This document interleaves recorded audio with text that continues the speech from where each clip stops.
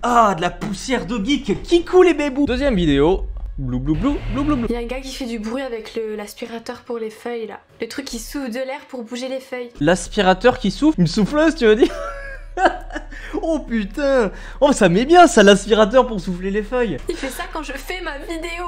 Putain là là, le mec il travaille pendant que tu fais ta vidéo. Cringe. Des petits bruits de fond un peu dégueulasses. C'est le monsieur qui fait les feuilles. Il fait les feuilles maintenant. Il les fabrique. Il va y avoir la musique et tout ça, donc le bruit de fond on va pas l'entendre. C'est comme quand les gens ils sont malades et ils disent oh désolé je suis malade, je suis enrhumé, parler un peu bizarre, on peut parler du nez. Et alors qu'en fait ils vont très bien, tu n'entends rien. Et là on va pas entendre le bruit de fond. Et là il y a déjà la musique, on entend rien. Tout ce que je vais dire dans cette vidéo est à prendre sur le ton de l'humour. Ah yes, on va bien rigoler alors. Quand un mec te dit t'as couché avec combien de mecs? Là les filles ça veut clairement dire s'il te plaît, dis-moi que je suis le meilleur coup de ta vie. En fait, pourquoi les mecs qui baissent avec plein de meufs c'est des stars et pourquoi les meufs qui baisent avec plein de mecs c'est des putes? Bah, parce qu'une meuf qui veut absolument baiser, qui a ça comme objectif numéro 1, et bah elle a juste à traîner par-ci par-là et puis elle se fera aborder et puis ça ira tout seul, il y aura aucun problème. Rien qu'à voir sur Tinder, hein, quand t'es obligé de faire un tri ultra sélectif, plus en plus ne pas avoir le temps de répondre à tous les messages. Alors qu'un mec, s'il veut hard baiser avec des meufs, et ben c'est une recherche proactive. Il doit y consacrer du temps et de l'énergie. Que ce soit dans la vraie vie ou que ce soit sur Tinder, ça ne vient pas tout seul, ce n'est pas rigolo. À moins d'être un turbo BG et d'être le 1% des mecs, tu fais plus d'1m80 parce que voilà, c'est un des critères à la con. Alors oui, un mec qui arrive à choper plein de meufs, c'est pas que c'est un BG parce que blablabla, c'est que c'est un exploit. Une meuf qui arrive à coucher avec plein de mecs, c'est juste qu'elle dit oui à tout ce qui vient. Encore mieux si elle devient proactive elle-même et que là, ça rend juste le truc encore plus facile. Et je pense qu'il faut être dans un certain déni pour ne pas accepter qu'un mec, ce soit difficile d'avoir des relations sexuelles. Ou du moins facile que les filles. Un mec qui va en boîte, tu ne te feras pas draguer hein. Les filles c'est un peu comme les atomes, tu vois, il y a le noyau et autour il y a plein d'électrons. Et tous les électrons c'est des mecs. Et toi t'en es un parmi tellement d'autres. Et si tu n'es pas au top de ce qu'il faut pour pouvoir t'approcher, et ben il y en aura forcément un qui va passer et hop là. Alors ça n'a rien à voir avec les atomes au final. Alors que les mecs, bah, c'est les gros chiens de la casse hein. Si tu veux choper un mec mais qui s'est tapé ta pote, le lendemain soir tu pourras te le taper le mec aussi, y a pas de problème, t'inquiète pas. Un mec te dit, franchement je trouve que t'es une fille vachement sensible hein. Alors là clairement la traduction qu'il faut comprendre les filles, c'est qu'on est grave chiante. Les gars n'aiment pas qu'on pleure. Ils savent pas quoi faire, ils se trouvent dépourvus. Alors il nous dit clairement qu'on est sensible. Sauf qu'en fait, ils pensent qu'on est chiante. Ça c'est un peu toxique, hein, un peu quand même de dire oh tu chiales, t'es chiante et tout. Bah voilà, c'est interdire les émotions, mais bon. C'est vrai que quand quelqu'un pleure, bah t'es un peu désarmé parce que si tu peux pas agir proactivement, en fait tu peux juste être là pour la personne. Mais tu te sens pas influent. Alors oui, tu la consoles parce qu'elle se sent pas seule. T'as pas vraiment l'impression d'arranger les choses en fait. T'as l'impression de mettre un voile de mensonges et d'illusions pour adoucir la dure vérité. T'as pas l'impression de taper un bon coup dans la vérité pour que la vérité elle se mette droit comme tu le veux. Tu fasses yes, ça, maintenant ça va aller, t'inquiète. Non c'est bon, j'ai tapé dedans, maintenant ça va aller droit, t'inquiète. La vie elle est mieux. Très important, quand un mec te dit ok, bah ça veut juste dire ok en fait. Nous on a 50 000 significations, parfois on est vexé, parfois on est un peu énervé. Ok. Parfois on s'en fout. Non mais ok. On dit ok à toutes les sauces. Ok. Mais non. Lui ça veut juste dire ok d'accord. Je veux dire ok, c'est ok, validé, c'est validé, ok, c'est bon, ok. Et quand je dis ok sur un ton énervé, c'est juste ok, non mais c'est bon, ok, c'est bon. Non mais en vrai, premier degré, c'est bon. Donc ça, à retenir dans votre tête.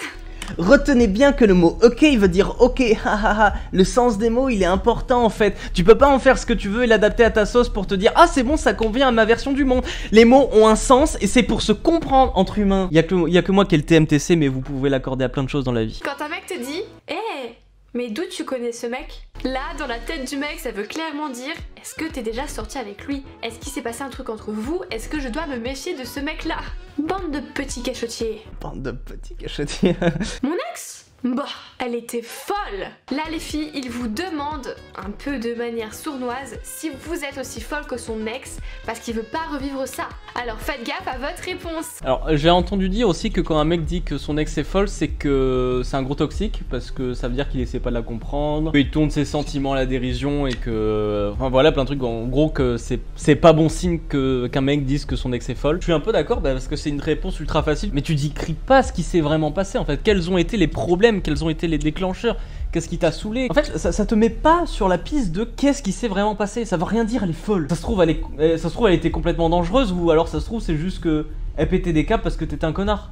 Et comme elle pétait des câbles, elle était folle. Donc attention à ta réponse, voilà, tu perds peut-être rien à répondre à une merde. Ou alors ta réponse c'est bah développe enculé. Quand un mec te dit non mais non, c'est pas ce que je voulais dire.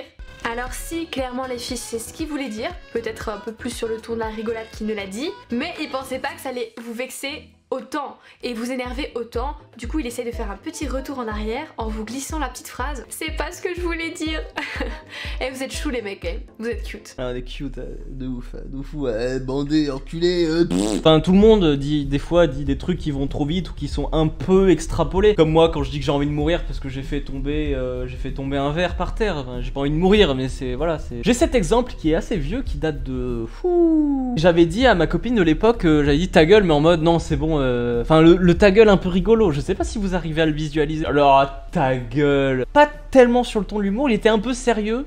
Mais il était pas sur. C'était vraiment, sincèrement, pas méchant. Et du coup, bah, j'ai dit, c'est pas ce que je voulais dire, non, mais c'était pour rire, c'était pas. Voilà. On est bien chié, ça m'a fait une belle journée de merde. Hein. Quand un mec te dit, je sors avec des potes ce soir, est-ce que tu veux venir?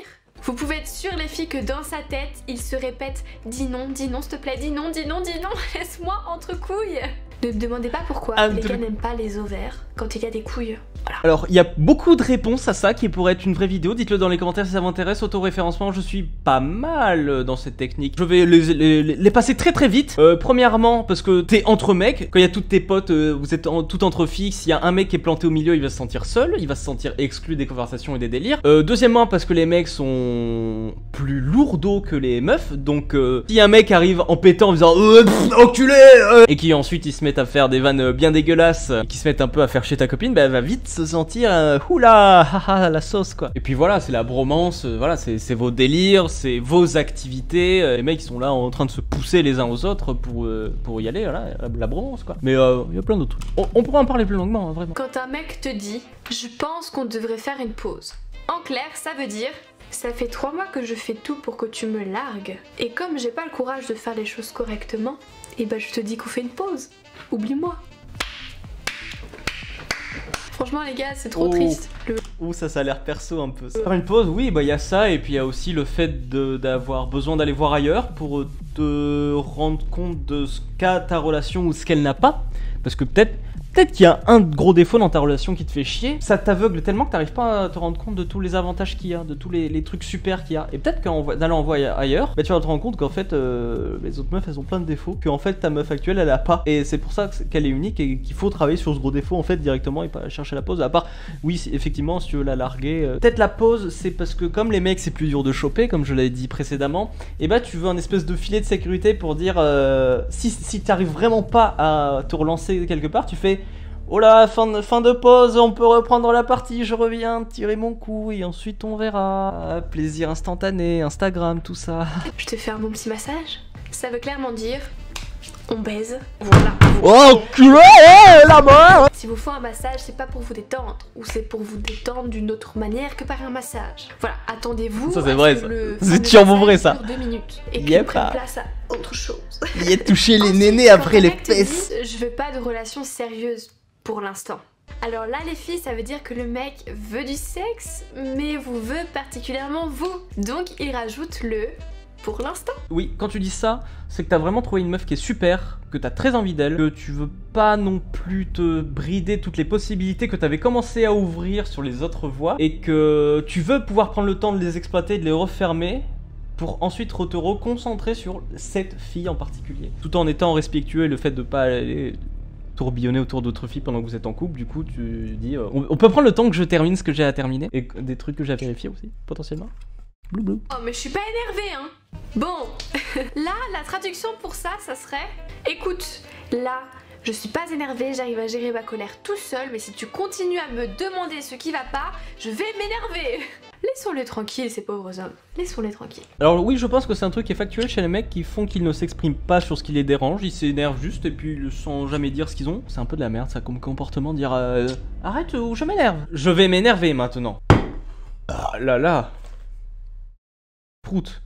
S'il a des problèmes pour exprimer ce qu'il pense, c'est peut-être bien aussi d'attendre que ça redescende un peu pour essayer de lui poser des questions quand ce sera un peu calmé quoi. C'est un peu comme les meufs elles disent ok non mais c'est bon, ok y a rien, ok c'est bon. C'est le même délire, hein. C'est juste pas la même expression du truc. Quand un mec te dit le fameux je t'aime, là ça veut clairement dire qu'il est vraiment amoureux, qu'il se dévoile, qu'il montre ses sentiments et qu'il veut construire quelque chose avec vous. Par contre, je garantis pas cette signification quand c'est pendant l'acte sur l'oreiller. Dans ces moments-là, leur deuxième cerveau a un peu de mal à fonctionner. Hein, il faut se le dire. Ouais, alors hors acte, le je t'aime il est vraiment sincère je pense de la part de tous les mecs parce que comme exprimer ses émotions en tant que mec c'est être vulnérable sociétalement. Je pense que c'est partiellement faux, qu'un mec qui a de l'assurance, qui exprime ses émotions ne paraît pas faible. Je pense que c'est vraiment une idée sociétale de dire que oh, un mec qui dit je t'aime, un mec qui pleure, c'est un faible. Je pense qu'un mec qui pleure mais qui continue d'avancer pour régler ses problèmes, un mec qui continue à persévérer, en fait un mec qui ne s'arrête pas à être victime de ses sentiments, c'est pas un mec qui paraît faible, je pense. Comme un mec qui pète un câble, qui s'énerve mais qui est dans une colère incontrôlable, bah, c'est une part de faiblesse parce qu'il contrôle pas non plus ses émotions.